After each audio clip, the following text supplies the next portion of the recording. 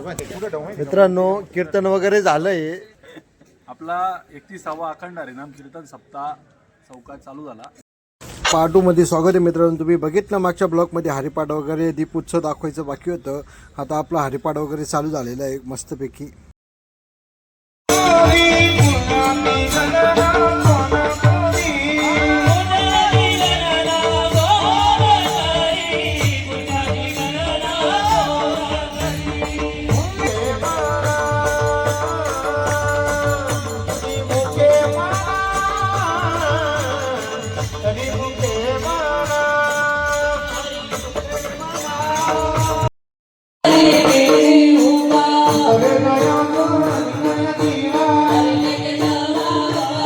आमच्या मंडळाचे कार्यकर्ते बघू शकता मित्रांनो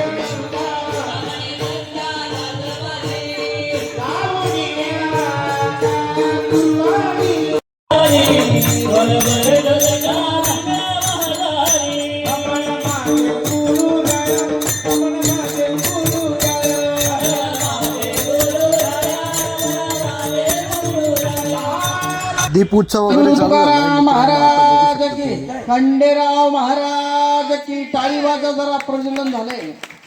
तांबो कालच्या पंत्या लावायला त्या खालच्या पंत्या पण लावा ना काही विद्यार्थ्यांनी. दीप उत्सव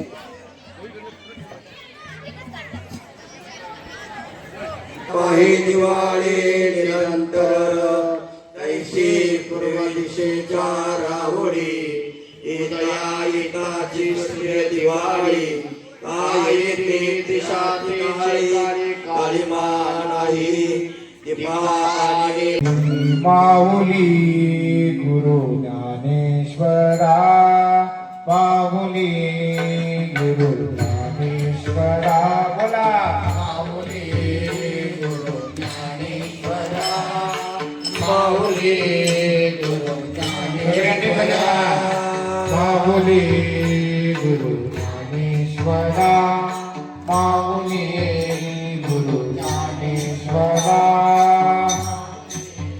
गुरु ज्ञानेश्वरा.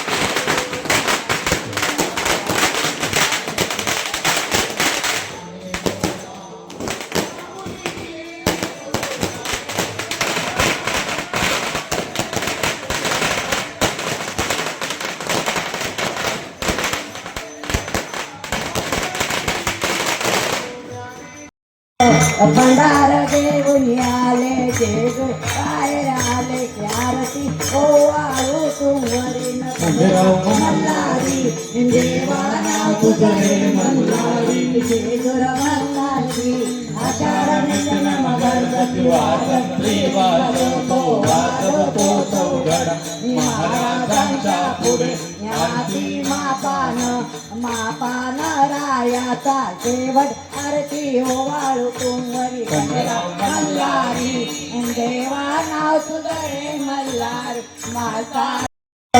भंडार देऊन आले जेजू बाहेर आले की आरती ओवाळू तुवरी मल्हारी देवा नाव तुझे मल्हारी जेजूर मल्हारी आषाढ निजन मगरगती वाजत्री वाजवतो वाजवतो चौघड महाराजांच्या पुढे याची मापान रायाचा शेवट आरती ओवाळू कुंवरी मल्हारी देवा नाव तुझे मल्हार म्हातारी खंडेराव मल्हारी देवा नाव तुझे मल्हार.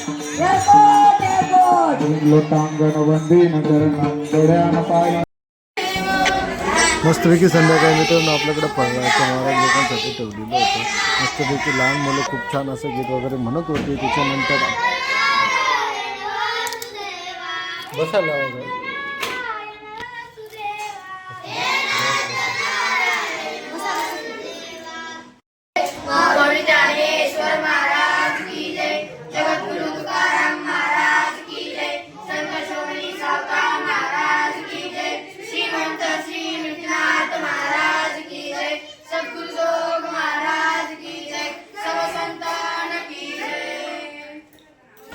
नंतर आम्ही मस्तपैकी लहान माझा भाऊ आणि मी मस्त पात्रांचं दर्शन वगैरे घेऊन घेतो. दर्शन वगैरे झाल्यानंतर आपले ताई साहेब आपल्या घरी आलेले होते. मग माझी आई त्यांचा सत्कार वगैरे करून घेतो. ताईंचा पाय वगैरे पडल्यानंतर ताई सांगता खूप छान असं फळं वगैरे बनवलेलं होतं. नंतर फळं वगैरे झाल्यानंतर कीर्तन वगैरे पण होतं लगेच ताईंचं. नंतर इकडे ज्ञानेश्वरी बघू शकता तुम्ही. मित्रांनो कीर्तन वगैरे झालंय.